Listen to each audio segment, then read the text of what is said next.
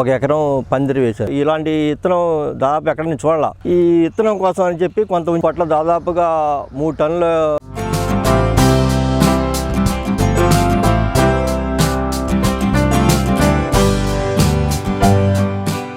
లాభాలు పండించిన పొట్ల సాగు, విత్తనోత్పత్తితో అదనపు ఆదాయం పొందుతున్న రైతు.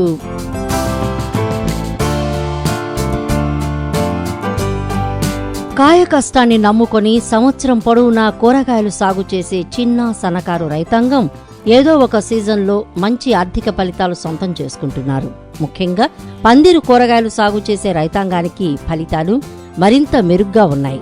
ఖమ్మం జిల్లా నేలకొండపల్లి మండలం నేలకొండపల్లి గ్రామానికి చెందిన ఈ రైతును చూడండి. 3 ఎకరాల్లో వ్యవసాయం చేస్తున్న ఈయన 1 ఎకరం పందిరిపై కాకర, చిక్కుడు, పొట్లను సాగు చేశారు. 1/2 ఎకరంలో వేసిన పొట్ల నుండి 50,000కు పైగా నికర లాభాలు పొందారు. చిక్కుడు, కాకర నుండి కూడా మంచి ఆర్థిక ఫలితాలు వచ్చాయి. ఏటా ఈ ఎకరం పందిరి నుండి 2 లక్షలకు తగ్గకుండా లాభం పొందుతున్నారు. కూరగాయలను స్వయంగా మార్కెట్ చేసుకోవడం ఈయనకు అన్ని విధాలుగా కలిసొస్తోంది. ప్రస్తుతం పొట్లను విత్తనోత్పత్తి కోసం వదిలారు. స్వయంగా విత్తనం తయారు చేసుకోవడం, నాణ్యమైన విత్తనాన్ని తయారు చేయటం వల్ల అదనపు ఆదాయం పొందవచ్చని రైతు కూచిపూడి నాగేశ్వరరావు తన అనుభవాలను కర్షక మిత్రతో పంచుకున్నారు. నేను గత 9 సంవత్సరాల నుంచి తీగజాతి కూరగాయలు వేస్తున్నాను.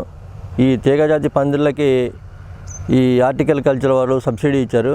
2009లోనే వేసాము. అయితే ఇక్కడ నాకు వచ్చేసి 3 ఎకరాలు సొంత భూమి ఉంది. 3 ఎకరాల్లో 2 ఎకరాలు వరి వేసాను, 1 ఎకరం పందిరి వేశాను. ఈ పందిరి కింద ఈ హైబ్రిడ్ కాకర, బీర, సొర ఇలాంటి విత్తనాలు వేస్తున్నాను. మనకి ఈల్డింగ్ రావడానికి హైబ్రిడ్ కూరగాయ మంచిగా టేస్ట్గా ఉండాలి, మనకి ఆరోగ్యంగా ఉండాలంటే నాటు చిక్కుడు కానీ నాటు పొట్ల కానీ ఇలాంటివి వేసుకుంటే మనకి ఆరోగ్యంగా బాగుంటుంది, కాయ ఈల్డింగ్ వస్తుంది, అన్ని రకాలుగా ఇది ఉంటుంది. లాస్ట్ ఇయర్ చిక్కుడు పెడితే దిగుబడి బాగా వచ్చింది. ఆ చిక్కుడు తీసేసిన వెంటనే పొట్ల పెట్టాను. పొట్ల దాదాపుగా 3 టన్నుల వరకు దిగుబడి వచ్చింది. 3 టన్నులు కాయ అమ్మాను. దాదాపు కేజీ 30 రూపాయలు చొప్పున మార్కెట్ చేశాను. అది మార్కెట్ చేయగా లాస్ట్లో మెయిన్ కాయ ఆపాను విత్తనం కోసం అని. ఈ కాయని పండిన తర్వాత కోద్దామని ఉంచాను. ఇప్పుడు కాయ పంటకు వచ్చేసింది. ఈ విత్తనం వచ్చేసి వేరే రైతు దగ్గర ఈ విత్తనం 2 రూపాయల చొప్పున తీసుకొచ్చి పెట్టాను. చాలా బాగా వచ్చింది సీడు. ఎందుకంటే లాస్ట్ ఇయర్ కూడా కొంత పెట్టాను, 1/2 ఎకరం సుమారు.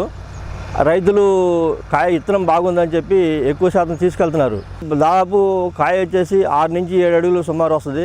ఎంతసేపటికి మన వాళ్ళు ఏమంటారంటే చిన్న కాయ 3 కాయ కావాలంటారు, కానీ ఆ కాయ టేస్ట్ ఉండదు. కాయల్లా వైట్ రావాలి, కాయ టేస్ట్ బాగుంటుంది, బోలు కండ బాగుంటుంది. ఈ విత్తనం కోసం అని చెప్పి కొంత ఉంచాను. ఇప్పుడు కాయ పండిన తర్వాత కోసి ఇప్పుడు ఒక పట్టా మీద పరిచి ఒక చాకుతో కానీ కొడవలతో కానీ దాన్ని డిస్టర్బ్ కాకుండా చేసి ఆ గింజలను తీసి పక్కకి పెట్టి మొత్తం పిసుకాలి. ముందు పిసికిన తర్వాత నీళ్ళలో వేసి శుభ్రంగా కడిగి పైకి మన గింజ తేలిగ్గా ఉన్న గింజ అంతా పైకి వచ్చేస్తుంది. ఆ గింజ అంతా తీసేస్తాం. ఆ గింజ తీసి అడుగున నాణ్యమైన గింజ అడుగు చేరుద్ది. ఆ గింజను తీసి పక్కకి పెట్టి దాంట్లో ఎలుబు కలిపి ఈ నీడలో ఆరబెట్టాలి. నీడలో ఎందుకు అంటారా, ఈ సన్ రైజు తగలకూడదు. సన్ రైజ్ తగిలితే కొంత విత్తనం డిస్టర్బ్ అయ్యే ఆస్కారం ఉంటుంది. ఈ నీడలో పెడితే నిద్రావస్థ కాలం కూడా తగ్గుద్ది. నీడలోనే ఉంచి ఈ బీడు కలిపితే ఎక్కువ శాతం నిద్రావస్థ ఎక్కువ టైం ఉంటుంది. విత్తనం కూడా మనకి దాదాపు రైతులు ఏప్రిల్ ఆ టైంలో స్టార్ట్ చేస్తారు విత్తనం పెట్టడం. అందువల్ల మనకి విత్తనం ఖరాబ్ కాదు. దాదాపు ఒక కాయకు వచ్చేసి 50 నుంచి 60 గింజలు వస్తున్నాయి. 50 నుంచి 60 గింజలు అంటే అన్నీ గట్టి గింజలు కావాలి. అందులో దాదాపు 25-20 గింజలే వస్తున్నాయి. ఆ గింజలు గట్టి గింజల వరకే తీసి బూడిదలో కలిపి ఇలా ప్రాసెస్ చేయడం జరుగుతుంది.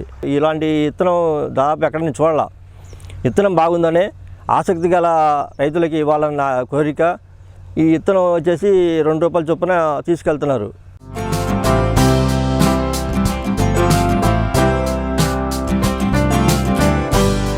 పొట్ల దేశీ విత్తనం కావటం వల్ల విత్తనోత్పత్తి ద్వారా ఒక్కో పొట్లకాయ నుండి 40 రూపాయల ఆదాయం వస్తుంది. ఈ విధంగా 10,000 రూపాయల అదనపు లాభం పొందుతున్నారు.